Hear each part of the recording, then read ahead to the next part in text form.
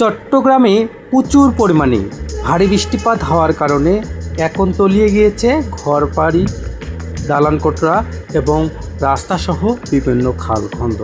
এতে করে সাধারণ মানুষের ভোগান্তি থেকে শুরু করে সমস্ত স্তরের মানুষ ভোগান্তি হচ্ছে। এই রাস্তা দিয়ে পারাপার হওয়ারও তাদের খুবই কষ্টকর হয়ে যাচ্ছে। এমনটি বাংলাদেশের চট্টগ্রাম বিভাগে দেখা গিয়েছে। অতিরিক্ত পরিমাণে পানি বর্ষণ হওয়ার কারণে এমনটা হয়ে যাচ্ছে।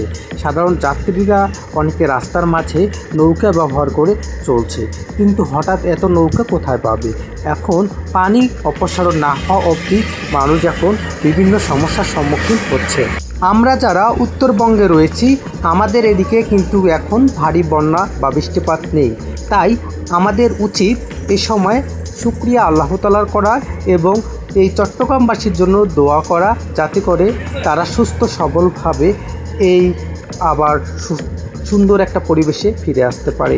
বন্যা যেন তাদের ক্ষয়ক্ষতি কমিয়ে আসে এবং তাদের জীবনমান দ্রুত ভালো পর্যায়ে চলে যায়। আপনারা কি বলেন একটু কমেন্টে জানাবেন, এবং আপনারা কি এই বিপদ থেকে বিরত রয়েছেন? যদি থাকেন তারা কমেন্টে জানাবেন। আমিন। হে আল্লাহ তাদেরকে সুস্থ সবল ও ধৈর্য ধরার ক্ষমতা দান।